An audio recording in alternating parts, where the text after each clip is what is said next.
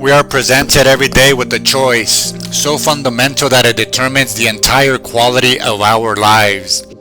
It is a choice between two currencies.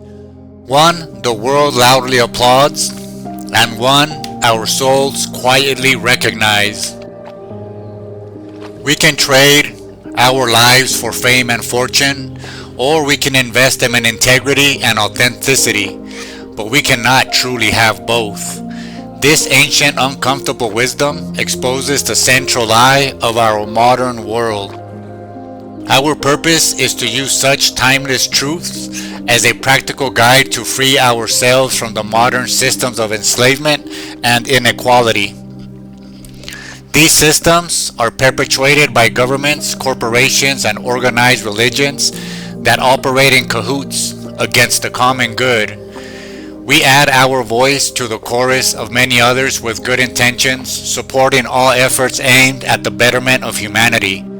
By applying this ancient knowledge today, we can find the path out of the mess we are in and reclaim our sovereignty. Chapter 44, Lao Tzu tells us, fame or integrity, which is more important? Money or happiness, which is more valuable? Success or failure, which is more destructive? What you love excessively, you must deeply spend. What you hoard lavishly, you will heavily lose. Know what is enough and avoid disgrace. Know when to stop and avoid danger. This is the way to long-lasting fulfillment. This chapter is a mercilessly clear accounting of life's true ledger. Lao Tzu presents us with three stark choices, forcing us to confront our actual priorities versus our stated ones, fame or integrity, which is more important. In our influencer-saturated culture, we're taught to seek visibility at all costs, but fame is an external validation that demands you constantly perform, pleasing an audience that can turn on you in an instant. Integrity is an internal compass, silent, unshakable, and requiring no applause. The second question cuts even deeper. Money or happiness, which is more valuable?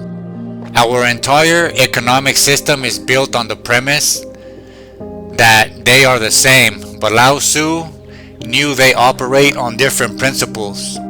Money is a tool for external security. Happiness is a state of internal peace. Chasing one often costs you the other. Then comes the devastating analysis of the cost. What you love excessively, you must deeply spend. This is the universal law of diminishing returns. If you excessively love fame, you will spend your privacy, your authenticity, and your peace. If you excessively love money, you will spend your time, your health, and your relationships. The thing you hoard ends up hoarding you. The solution is not poverty or obscurity, but the profound wisdom of enough. Knowing when to stop isn't settling. It's the strategic move that preserves your true wealth, your soul. This theme of choosing inner virtue over external rewards is the bedrock of enduring wisdom traditions.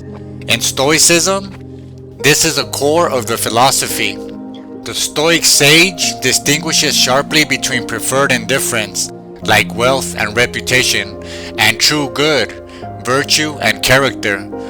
As Seneca wrote, poverty that comes of want is miserable, but that which is embraced is freedom. The choice to value integrity over fame is a choice to be free from the opinions of others, which Epictetus called not our own.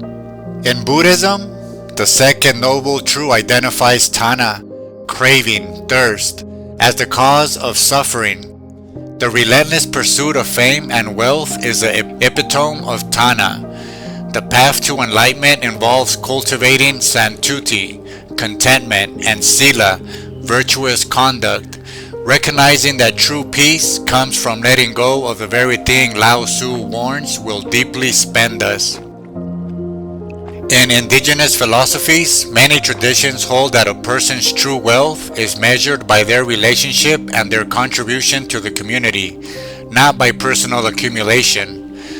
The potluck ceremonies of Pacific Northwest tribes, for example, involved giving away wealth to gain status through generosity, a direct inversion of hoarding. Our fame comes from our integrity and our role in the web of life.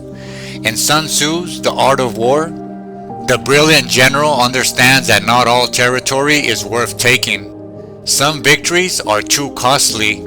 He writes, "The skillful leader subdues the enemy's troops without fighting." This is the strategic counterpart to Lao Tzu's "know when to stop" and avoid danger. The undisciplined commander, hungry for glory, fame, will overextend and be destroyed. The wise one knows the value of a strategic retreat, preserve their forces, their integrity. The entire machinery of our modern world, a collaboration between corporations, governments, and organized religions, is designed to make us forget this fundamental choice. This system relentlessly conflates fame with worthiness and money with happiness, selling us the lie that we can have it all. It obscures the simple truth that every yes to one path is a no to another. This machinery depends on us believing our value is transactional and external, because the people who know their inherent worth cannot be sold a new identity every season.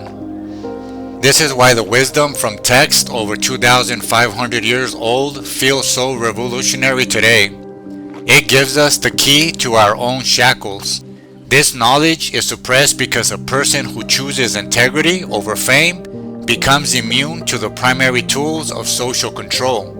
We cannot be canceled if we do not seek applause. We cannot be manipulated by status anxiety when we find our collective enough. This is the ultimate heresy to the system, declaring that the most valuable things, self-respect, peace of mind, authentic connection, cannot be bought, sold, or displayed. We must question why we continue to glorify a special group owning multiple mansions and unlimited resources, while countless families live with meager means and no real chance to use their gifts. This waste of human potential diminishes our entire community.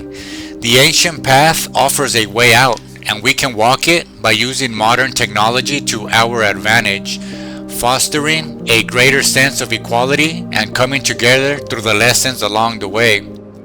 Applying this wisdom requires a conscious audit of our lives. We can begin this liberation by conducting an integrity audit. For 1 week, we can track our decisions as a community. We notice when we are tempted to compromise a small piece of our integrity for a like, a compliment, or a strategic advantage. Each time, we can ask the ancient question, which is more important to our whole being? Define our collective enough. We put a number on it. What is our enough for monthly expenses, for social engagements, for screen time? This is not a limit, but a liberation. It creates a container of sufficiency, freeing our mental energy from the exhausting pursuit of more. Building integrity-first communities, we can create or join groups where the currency is mutual aid, not social climbing. A time bank, a skill-sharing cooperative, or a community garden operates on a different metric of value.